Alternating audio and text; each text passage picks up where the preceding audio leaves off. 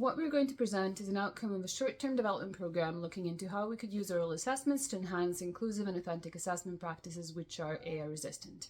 Motivation for it comes from emergence of oral assessments, nationally and internationally, as effective authentication and learning tools in the generative AI era, and its limited use at University of Glasgow. We aim to explore scalable, video-recorded oral assessment options. We envisage they would only be considered where it's appropriate to do so, and where there would be benefit to student experience and learning. The draft protocols we will present here cover 3 versions of oral assessments, 2 aimed at lecture-based courses, and 1 aimed at individual projects. There are benefits of oral assessments identified in academic literature. They help students develop oral communication skills, especially in the context of graduation and post-graduation employment. They provide authenticity of in-person interaction. They also provide inclusive approach. For example, students with dyslexia might find oral exams to be easier to take. At the same time, these assessments allow focus on deep understanding and critique through discourse, which is not possible in written examinations. In terms of AI, these assessments are resistant to plagiarism, and where they were implemented, it was found that they sometimes require less preparation. While they can initially induce anxiety, once students got used to them, they found these assessments more practical and more effective. There are groups that could be disadvantaged by use of oral assessments, and students that could find this type of assessments harder. For example, students with stammer, social anxiety, autism, or those that need more processing time in English. And in those cases, alternative assessment routes would be available. What these would already be determined by the disability team, and the lecturer would adjust the assessment for those students accordingly. Challenge is that beyond a certain number of students, scalability is not easily achievable. Also, academics can perceive the oral assessment as more subjective. This was the feedback that we received from colleagues exploring them with other institutions. What are the 3 variants that we're proposing?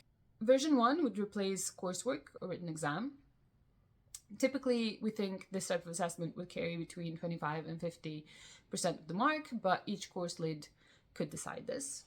It would test students' attainment of knowledge and understanding on core scientific concepts without assistance from generative AI. Before the assessment, students would be provided with a document explaining the process and a database of questions, along with hints and tips and possibly example videos of what assessment may look like. Depending on the learning outcomes being assessed, the database would be made up of a combination of 3 types of questions, 1 of which would be asked in the assessment. Assessors would consistently use these questions and not deviate from them, but they could ask clarifying questions where needed. These 3 types of questions are explanation questions that are aiming at assessing students' baseline knowledge and understanding of the material. Application questions that assess the depth of students' knowledge and their ability to solve a problem easily. This may require interpreting an equation or principle from the explanation question that goes beyond basic information that could be easily memorized. And the 3rd type of questions are extension questions. These assess students' mastery by seeing how they can connect separate subjects and incorporate new information into their understanding of the course material.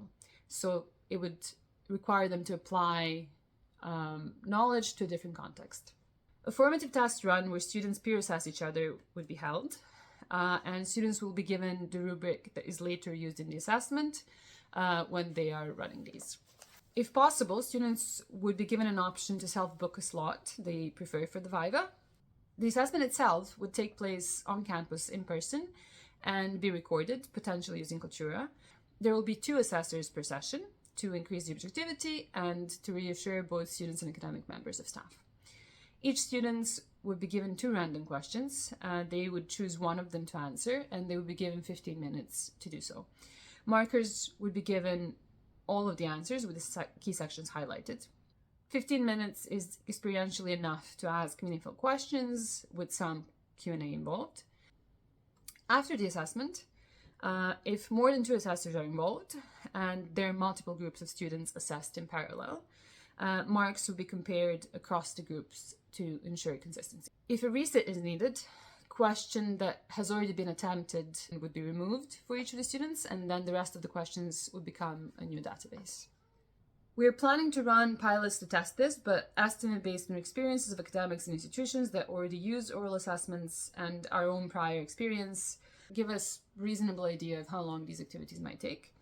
Activities that are independent of number of students being assessed, like room booking, arranging a self-booking form, or creating a database of questions, would take around 3.5 working days.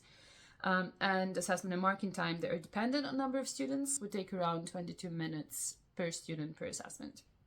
Version 2 could be used for quality assurance for assessments that carry up to 30% of the mark. Before the assessment, students will be provided with a document explaining the process and exemplar questions that are of the same level, difficulty and type, but not exactly the ones that will be asked. This would be given by Moodle, including hints and tips for students.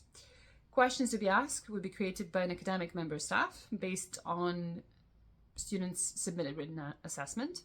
Students would not know what the question is until the start of the Viva, but they will be given a rubric used in the assessment in advance.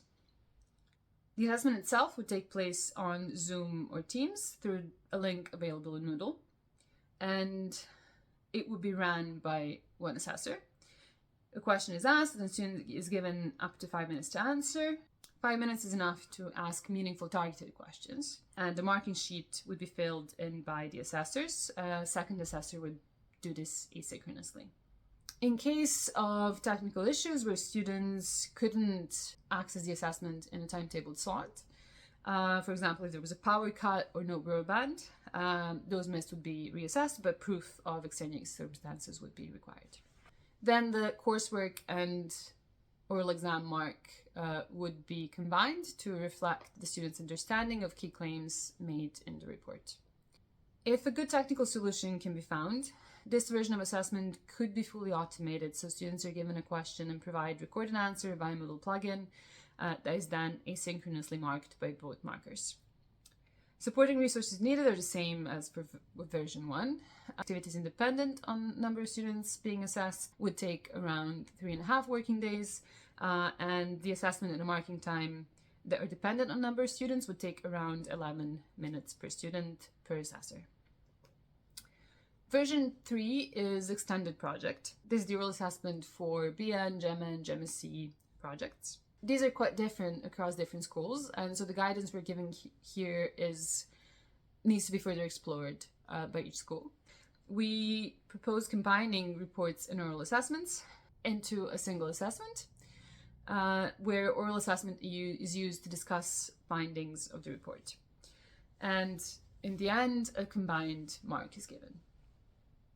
Questions asked in oral assessment would be based on the written report. For the assessment, documents explaining the process and exemplar questions would be given to students. Academic staff would read the submitted reports, create questions based on those submitted reports. Students would not know what the questions are until the start of the Viva, but they would be given a rubric that is going to be used in the assessment in advance. During the assessment, for each question, student would be given sufficient time to answer it without prompts. If they cannot answer the question, or if the answer is not suitable, then the prompt would be given. Depending on the prompts and subsequent answers, the mark will be assigned. Coursework mark and Viva mark are combined then to reflect the student's understanding of the key claims they made in report structure, etc. For all three versions, assessment recordings will be kept until the end of the academic session, in which the assessment contributes to a decision or result, plus 6 months, approximately 18 months in total. Recordings can be used by external examiners to judge academic standards, and they can also be used to provide students an opportunity to evaluate their own achievements. Students will be reassured that small pauses of nervousness are not going to negatively affect the grade. In development of these, we have considered experiences at universities where oral assessments are used, like Oxford and University of East Anglia. We sought feedback on earlier version of the protocol from learning and teaching leads across the College of Science and Engineering. We have been granted ethical approval to seek feedback from 2 cohorts of students on the draft protocols, those who have not been involved in oral assessments and those who have. We will run surveys in the next 2 months and include and consider the findings from the feedback in further protocol development. We also need to explore where scaling up would be justified. For example, when there is more than 100 students and where more than 2 staff members are needed. If you have any questions about any of these, Nick and I will be available. Thank you for listening to us.